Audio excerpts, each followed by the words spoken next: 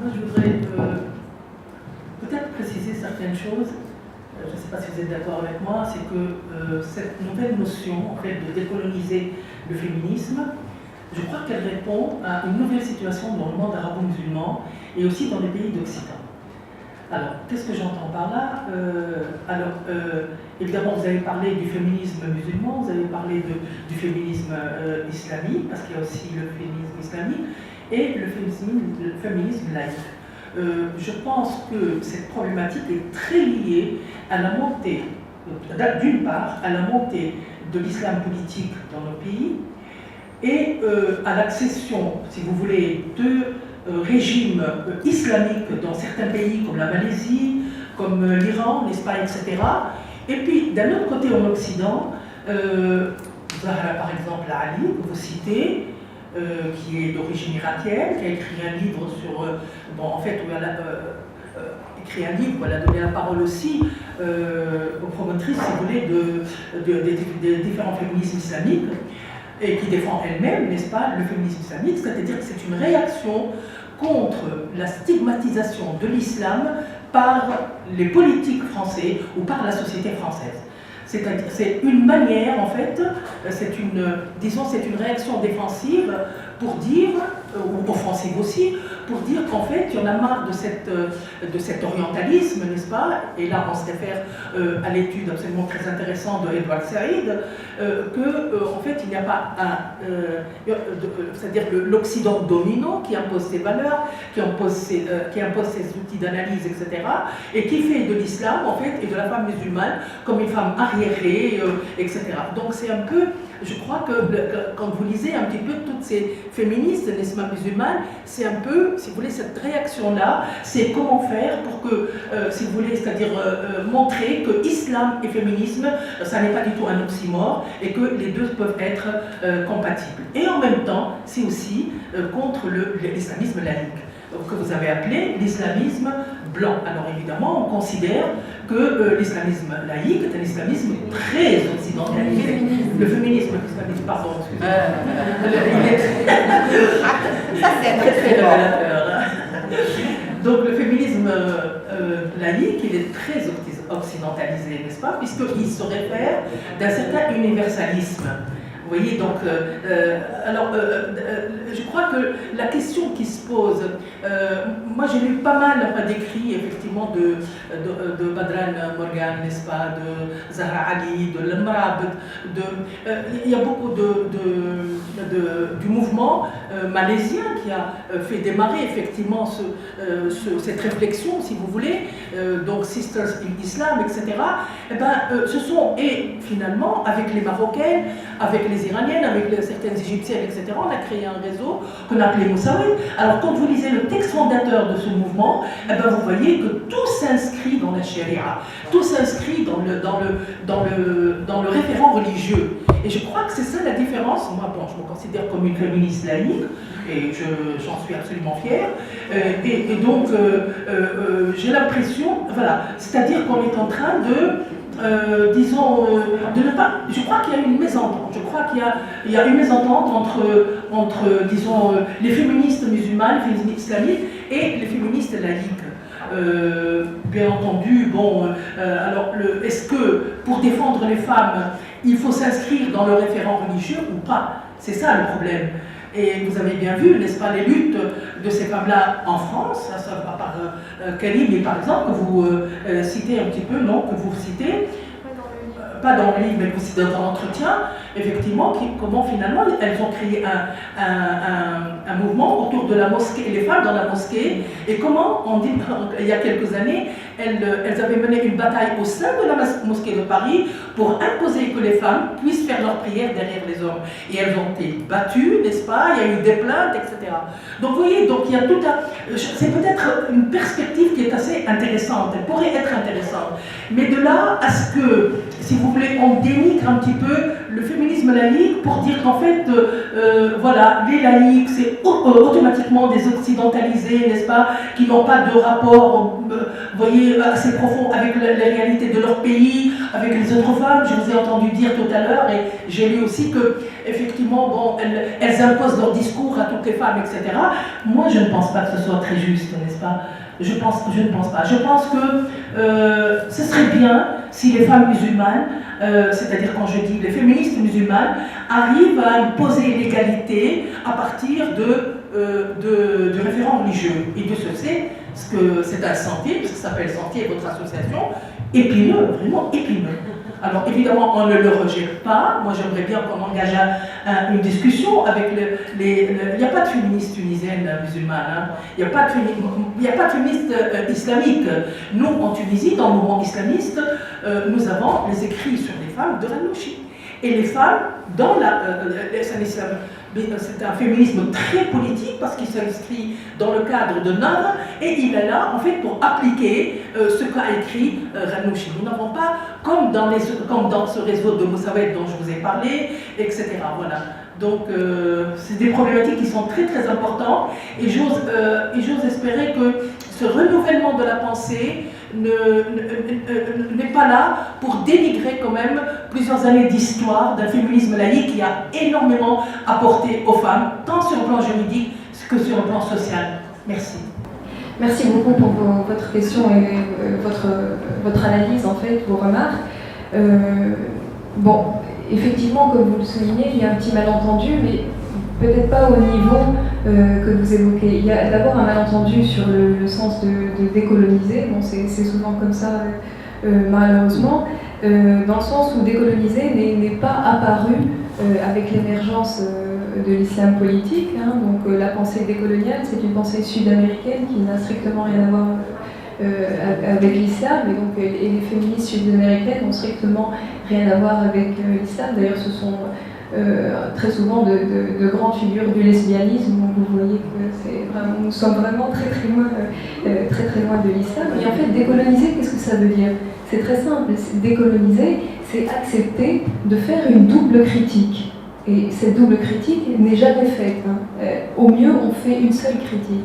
Le concept de double critique, c'est un concept qui a été mis en place par le sémiologue marocain Abdel Kbir Khatibi, qui pense que nous devons d'abord être capables de décoloniser ou de déconstruire la tradition occidentale qui nous informe, tout autant que nous devons être capables de décoloniser ou de déconstruire la tradition orientale et la culture arabo-musulmane qui est la nôtre.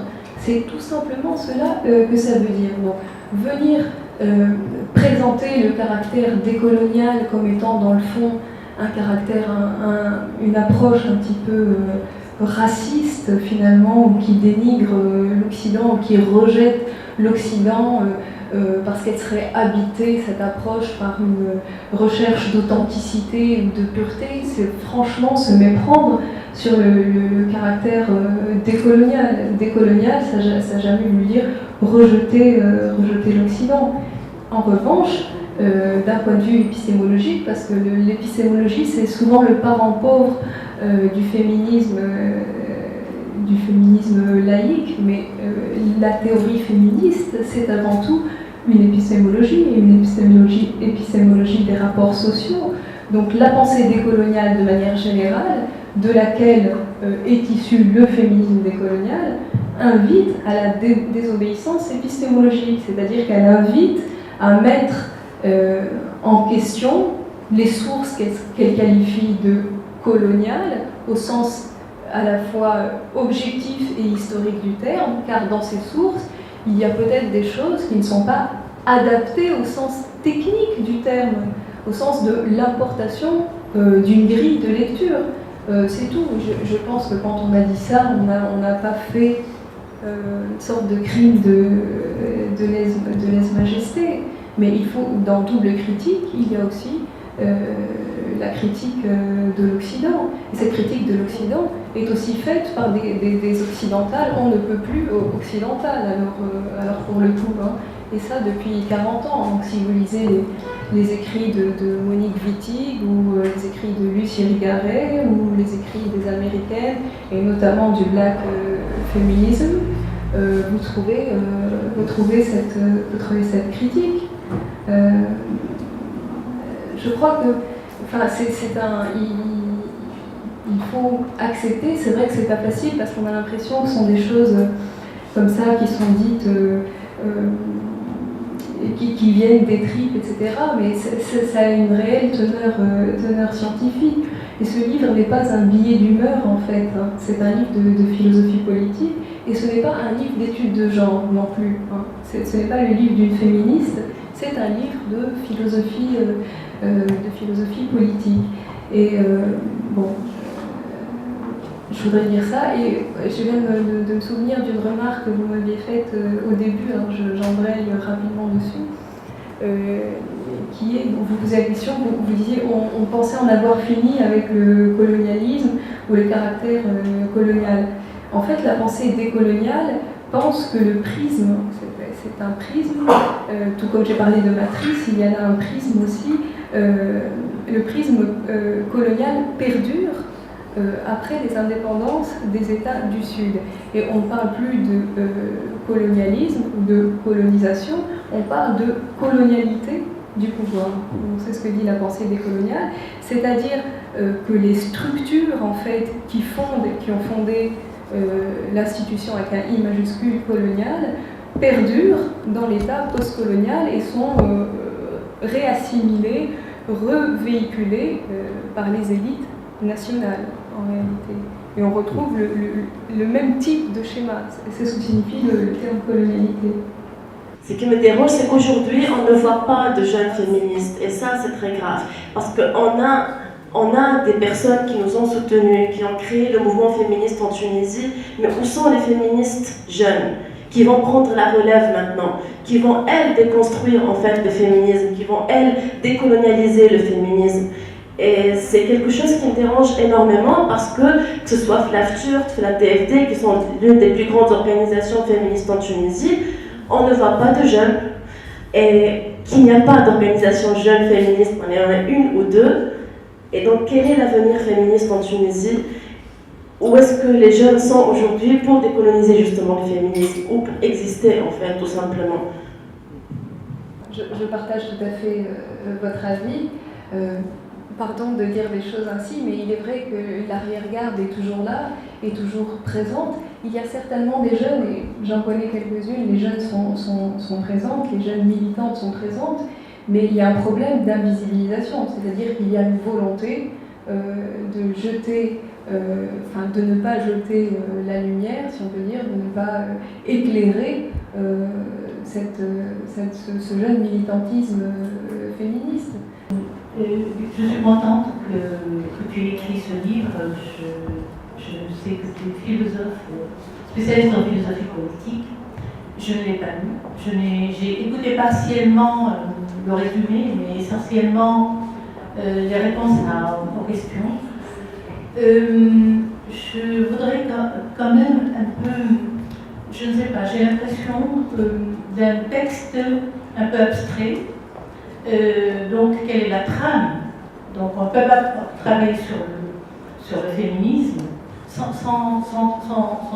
probablement sans trame, sans arrière-fond.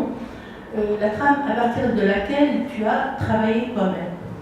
Donc, quand je t'en parle de la trame, finalement, je t'ai entendu dire qu'il y aurait dans le féminisme une pensée de la domination et interféminine, et que par ailleurs il faudrait probablement entrevoir une alternative qui serait cette pensée du care, donc de la sollicitude, etc. Bon, je ne sais pas, je réduis ce que tu dis, mais dans l'histoire sociale du féminisme, ce soit en Europe, donc c'est dans un cadre sociopolitique que les mouvements féministes sont nés. C'est-à-dire que les luttes pour la contraception le droit, justement, en France, par exemple, en donnait lieu, d'une façon concomitante avec le mouvement 68, d'une sorte d'un mouvement, d'un sursaut social. 68, c'est contre la bureaucratie, l'autogestion, etc. Donc ce mouvement lui-même est un indice de quelque chose qui se passe dans la société. Et à côté, il y avait aussi le mouvement féministe, c'est-à-dire ce regroupement de femmes dans une mouvance elle-même politique qui s'adresse au pouvoir et dans une lutte donc pour l'usage propre du corps et pour les libertés, etc. Il y avait le Rochambeau, donc le mouvement lui-même, tout autant que le féminisme tunisien, c'est la même chose. Bon. Et le mouvement, qui est un mouvement d'émancipation, est essentiellement peut-être conçu de cette façon, c'est-à-dire le concept d'émancipation pourrait peut-être intervenir, donc c'est un concept habermasien, et bon, dans mes diverses lectures, finalement, j'ai vu que les philosophes hommes, que ce soit Derrida ou même Habermas, donc, adoptent le féminisme comme mouvement émancipatoire d'une régulation de toutes les sociétés. Bon, donc j'ai cherché, bon, ça c'est si tu veux le support philosophique. Alors que il ne peut pas y avoir de care, il ne peut pas y avoir de sollicitude, il ne peut pas y avoir de solidarité s'il n'y a pas justement un regroupement autour d'un mouvement émancipatoire qui s'inscrit contre une forme de domination. Je reviens à cette histoire d'émancipation. Effectivement, tu relèves à très juste titre que l'objectif du féminisme et de la théorie féministe, c'est l'émancipation. Bien sûr, c'est une évidence. Le problème, c'est de vouloir imposer un certain type d'émancipation. C'est bien ça dont il est question dans ce livre. Tu cites la vague de 68. Évidemment, on ne peut pas refaire et réécrire l'histoire, et le mouvement MLF a fait ce qu'il a fait, et il a bien fait, mais depuis le mouvement MLF, on est quand même passé à un autre type de vécu, à un autre type de réalité, et les féministes se sont rendus compte que les revendications MLF, c'est-à-dire en termes d'égalité arithmétique, pour reprendre un concept aristotélicien, intersexuel, il n'y avait pas que ça non plus, et qu'il y avait d'autres types de problèmes, et que la domination ne se lisait pas exclusivement dans ce type d'absence d'égalité arithmétique où A égale B. Et elles sont venues à revendiquer une forme d'égalité dans la différence et à repenser toute la matrice d'oppression et de domination. Donc, ce que je dis qu'il y a une deuxième, ça dépend comment on lit, plutôt une troisième génération de revendications féministes dont il faut prendre acte pour repenser le projet d'émancipation. Pour revenir à l'histoire du Caire, je rappelle encore une fois que le livre est un recueil d'essais et que le chapitre sur le Caire ne représente pas la solution, entre guillemets, pour un féminisme alternatif. C'est-à-dire le Caire, ce n'est pas un féminisme alternatif, c'est un vecteur pour aider à repenser un certain nombre de choses dans ce qui ne va pas dans le féminisme. Et ce n'est pas évidemment le Caire qui est l'alternative avec un A majuscule. Donc en réalité, ce que je dis, c'est que bien sûr que le féminisme c'est un projet émancipatoire, mais il n'y a pas un seul projet émancipatoire. Il n'y a pas une seule manière de penser l'émancipation. C'est-à-dire on ne va pas caricaturer le problème et caricaturer en plus la solution. C'est tout ce que je dis finalement, c'est assez logique. Il y a beaucoup de féministes qui pensent que les femmes, après tout, ont la possibilité de choisir et sont responsables de choix, et si elles sont dans une telle situation, elles en sont aussi responsables. Et ce qui le conduit donc à récuser les situations particulières dans lesquelles sont ces femmes, et les propositions d'émancipation qui peuvent, elles, essayer de trouver des compromis pour ce genre de position. Est-ce que vous pouvez expliciter un peu plus ce que vous dites par là? C'est quelque chose par lequel vous terminez d'ailleurs. Oui, c'est-à-dire, si j'ai bien compris ce que vous voulez dire, mais je suis de... pas tout à fait sûre, mais oui, je vais quand même essayer de répondre. Le choix et la responsabilité. Bon, l'idée en fait centrale, si on parle de la notion de liberté, l'idée centrale qui court en filigrane dans le livre, c'est pour le coup une idée hyper libérale. Moi je ne suis pas libérale au sens philosophique du terme, mais dans ce sens-là, oui. C'est-à-dire qu'il faut laisser aux gens le choix de se casser la gueule s'ils veulent vraiment se casser la gueule. C'est le vrai sens de la liberté libérale au sens développé par John Stuart Mill. Et donc à partir de là, on n'a pas à venir imposer aux gens ce qu'on croit être meilleur pour eux. En fait c'est ça l'idée. Si les progressistes prennent au sérieux leur ancrage véritablement au sens idéologique du terme, l'idéologie c'est pas une insulte, hein, au sens idéologique du terme, s'ils sont véritablement libéraux en tant que progressistes, ils doivent laisser les gens choisir le mode de vie auquel ils croient. C'est aussi une manière un peu sartrienne de voir les choses, consistant à croire que être libre, c'est aussi être responsable de son choix, et être responsable, c'est aussi éviter d'imposer aux autres ce qu'on croit être bon pour eux. Voilà. Non, ce que je veux dire, c'est qu'il y a aussi beaucoup de femmes qui choisissent, mais qui ne choisissent pas dans la réalité, qui sont dans des situations d'extrême faiblesse, qu'elles soient économiques, qu'elles soient... Si beaucoup de jeunes Tunisiens, pas seulement des femmes d'ailleurs, continuent à vivre dans la famille élargie, c'est parce que souvent, très souvent, elles sont au chômage. J'ai des étudiantes qui, quand elles n'obtiennent pas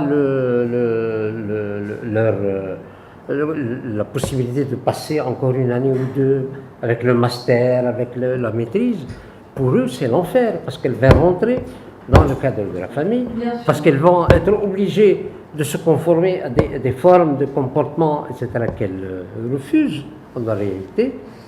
Et je vous assure que c'est des drames que j'ai devant moi tous les jours. Bien sûr, c'est ceux qui et quand je corrige des copies, je pense tout le temps à ce problème. Ma plume hésite à chaque fois. Ce qui veut peut-être dire aussi effectivement que le problème central, c'est peut-être pas le voile non plus, finalement. C'est peut-être ça aussi. C'est ça ce que je veux dire. Moi, ce que je trouve intéressant, parce que bon, on parle beaucoup d'asservissement par le voile, on parle beaucoup d'émancipation, etc. Mais moi, j'aime bien Michel Foucault, je dois avouer, j'aime bien son concept de résistance, qui, à mon avis, pense la liberté au plus juste. Résister, c'est trouver dans ce qui fait son asservissement le moyen de sa libération. C'est ça, être libre, en fait. Et si on a cette définition en tête, je crois qu'on arrive à relativiser pas mal de choses. Ce qu'on croit être, ce qu'on prend pour de l'asservissement, n'en est peut-être pas un. Il y a peut-être une lutte derrière, parce que c'est dans son asservissement qu'on va trouver le moyen de se libérer, il me semble. Peut-on parler quand même de rapport de colonisation à l'intérieur de l'Orient lui-même? C'est-à-dire, est-ce que la culture arabo-musulmane n'est-elle pas elle-même, à certains moments du partie de son histoire, et peut-être l'histoire aussi moderne, pour les Amazighs radicaux et les Amazighs radicales femmes, et aussi une culture coloniale? C'est-à-dire, la femme amazigh, elle est appelée à faire une triple critique pour être libérée, une critique de la culture arabo-musulmane, une critique aussi du colonialisme occidental. Donc si on libère ce rapport de domination, on comprend le colonialisme comme une domination entre dominé et dominant dans le sens que vous connaissez bien chez Foucault et chez d'autres. Donc il ne s'agit pas de situer la question entre un féminisme laïque blanc et un féminisme musulman bien du Sud, mais plutôt un féminisme qui libère la femme en tant qu'individu ou la femme en tant qu'un être humain qui appartient à une culture identitaire à laquelle c'est elle qui se définit par elle-même. Donc dans ce sens-là, je voyais les femmes qui manifestaient à Hoceima, au Rif du Maroc, comme des femmes qui sont en train de revendiquer, même d'une manière radicale, une certaine libération d'un colonialisme aussi arabo-musulman. Ça, c'est une première question. La deuxième question, vous parlez de décoloniser le féminisme, mais si on fait une extension du concept décoloniser, donc décoloniser le savoir, décoloniser la révolution, décoloniser les droits de l'homme, donc dans ce sens-là, où vous situez ce féminisme décolonisé dans une chaîne d'équivalence et d'articulation de tout ce mouvement de décolonisation pour une liberté universelle et humaine. Des questions tout à fait pertinentes et qui portent sur le cœur du sujet.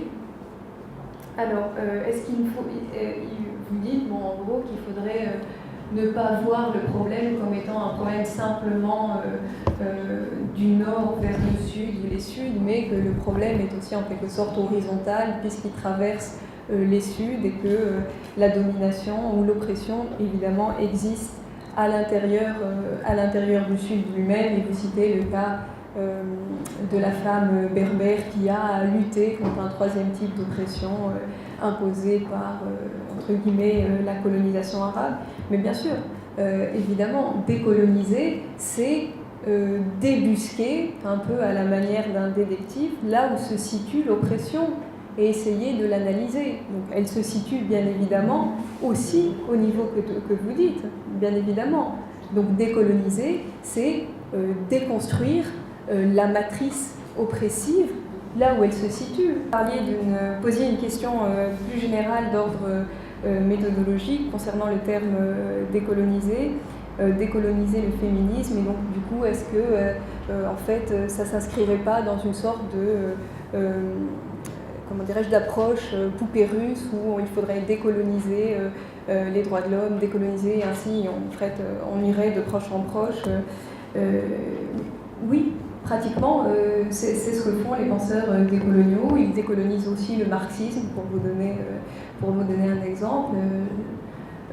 Des penseurs post-coloniaux d'abord qui ont décolonisé le marxisme, il y en a, vous en connaissez. Il y a d'abord Frantz Fanon, qui a proposé d'en finir avec comme ça l'idée de Marx et de remettre au premier plan le lumpenprolétariat. Il a donc en quelque sorte déconstruit le marxisme. Il y en a d'autres, des penseurs locaux, des penseurs de la marge qui essayent de revisiter la tradition occidentale. Il y en a plein. Il y a par exemple ce philosophe qui vient de Trinidad et Tobago du début du siècle, qui s'appelle C.L.R. James, qui lui aussi qui est considéré comme le Platon noir, qui a décolonisé une bonne partie de la philosophie occidentale et qui a proposé de revisiter ou de reconstruire la théorie marxiste, dans le sens où pour lui l'oppression noire était une oppression spécifique que le marxisme ne prenait pas en considération. Donc oui, décoloniser, c'est comprendre que les grilles qu'on a à notre disposition ne sont pas forcément les plus pertinentes, même si elles semblent hyper séduisantes, pour penser notre vécu. Et donc il faudrait, je ne sais pas comment dire, les particulariser. Donc oui, il faut décoloniser à tous les niveaux.